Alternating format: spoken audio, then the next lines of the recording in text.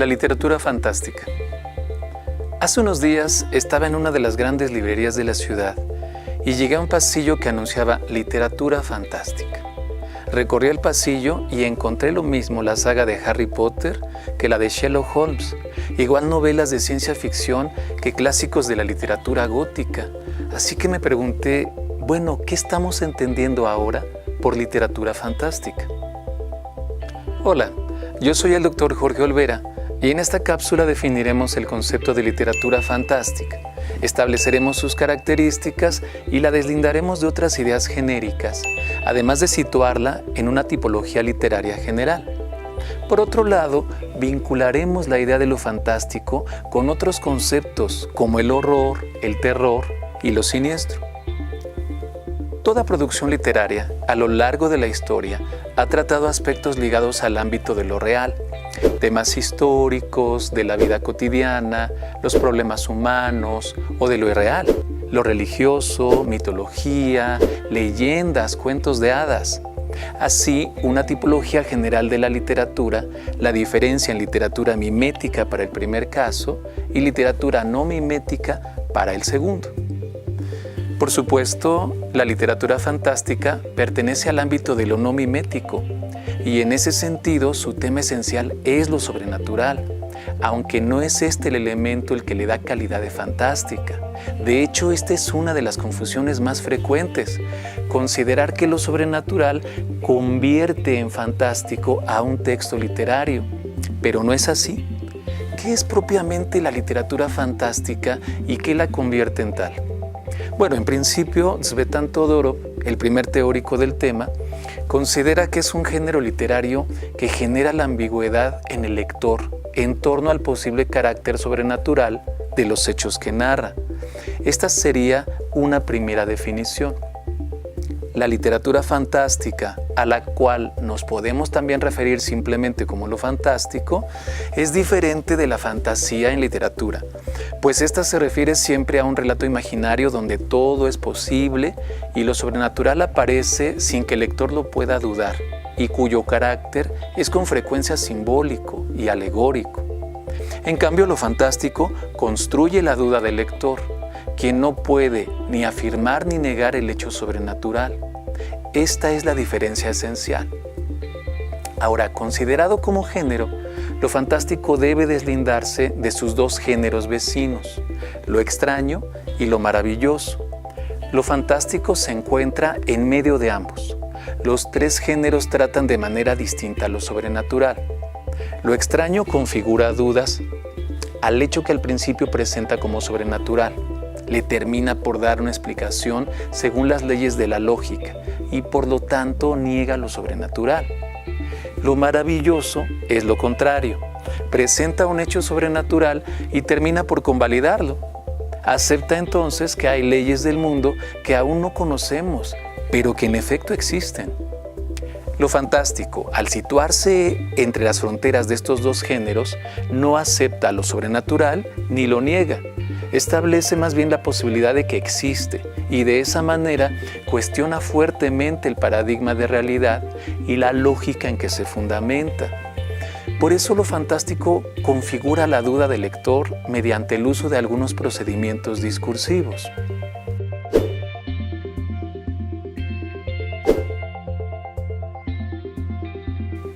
Además de Todorov, otros teóricos como Louis Vaux e Irene Bessier han reflexionado sobre lo fantástico.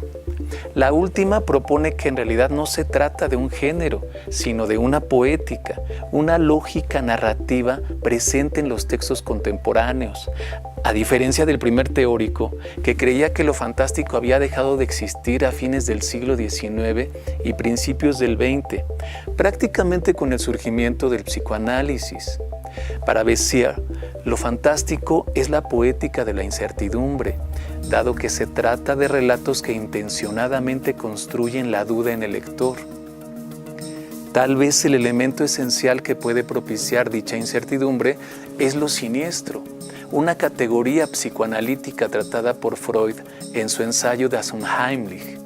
Tal concepto se refiere a un efecto de desfamiliarización de algo o alguien que una vez nos resultó familiar. y por alguna razón lo comenzamos a percibir de otra manera. Así pasa de ser conocido a desconocido y por eso nos causa miedo. Ya es muy significativo respecto a su condición de amenaza que el poeta romántico Friedrich Schelling definiera lo siniestro como algo que, debiendo permanecer oculto, se ha revelado. Al-Das Unheimlich alemán, sin traducción plena en otras lenguas, además de siniestro también lo llamamos ominoso, amenazante, maligno, oscuro, etc., lo cual nos da una idea de la angustiante coloración emocional. Lo fantástico, hay que subrayarlo, es imposible sin lo siniestro. Por su anclaje en lo siniestro, lo fantástico se vincula con otros términos como el terror y el horror. Con frecuencia se piensa que son lo mismo, por lo cual es pertinente hacer un deslinde. Para empezar, el horror y el terror van en direcciones muy contrarias. El primero se refiere a lo abyecto, al asco. El segundo, al miedo superlativo. Por ejemplo, una cucaracha no da miedo, sino asco, horror. Y un fantasma no da asco, sino miedo, terror. Por lo tanto, el horror se asocia al mundo natural y el terror al sobrenatural. Aunque también existe el terror psicológico, pero ese sí sería un tema diferente. En todo caso, debe quedar claro que es el terror el más relacionado con lo fantástico. El horror es excepcional, por lo menos en la literatura fantástica tradicional. De cualquier manera, no se puede confundir el terror como género literario y cinematográfico con lo fantástico. Lo fantástico se compone necesariamente de terror, pero en el género de terror, por lo general, se convalida lo sobrenatural y por lo tanto se excede estrictamente lo fantástico. Lo anterior también tiene una clara implicación. No hay temas fantásticos per se. Por ejemplo, el monstruo, la bruja y el diablo solo resultan fantásticos si se manejan con la debida indeterminación y ambigüedad. Pero estos temas por sí mismos sí pueden ser considerados terroríficos. Su función es causar miedo en lo general.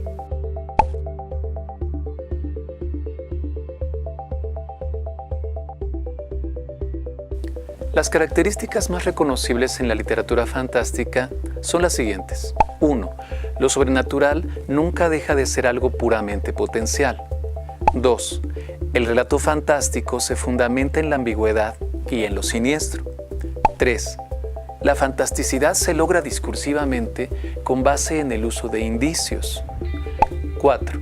Lo aparentemente sobrenatural aparece en el pináculo de una gradación ascendente. 5. El tiempo verbal más frecuente en el discurso de lo fantástico es el copretérito, por su capacidad de indeterminación y sugerencia. 6. En buena medida, el efecto de duda se logra con el uso de modalizaciones. Así, en vez de expresar «escuché voces», se expresa «me pareció o creí escuchar voces». 7. Lo aparentemente sobrenatural le sucede, en principio al menos, a un personaje con poca credibilidad y sin más testigos. 8. El texto fantástico no es simbólico o alegórico. Estos elementos característicos nos ayudan a deslindar entre relatos que son fantásticos, los menos, de los que no lo son, la gran mayoría. Así, por ejemplo, novelas muy conocidas como Drácula de Bram Stoker o Frankenstein de Mary Shelley no son fantásticas. Autores como Edgar Allan Poe o H.P. Lovecraft no son fantásticos más que por excepción. Sus obras no pretenden causar dudas sobre la naturaleza de los hechos, sino convalidar lo sobrenatural.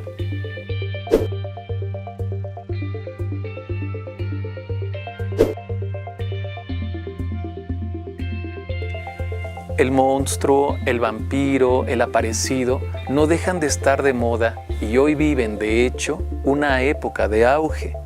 Bueno, ya hasta tenemos marchas zombies en esta ciudad, quizás para recordarnos lo putrefacto del mundo político, económico y social. Y aunque, como hemos visto aquí, estas no son entidades fantásticas por sí mismas, sí se las considera así en la falsa idea que ha quedado en el imaginario colectivo. Lo fantástico, después de todo, posee también un señalamiento social. El fantasma nunca se aparece en un departamento de interés social o en un barrio popular, sino en la mansión, la quinta o la hacienda.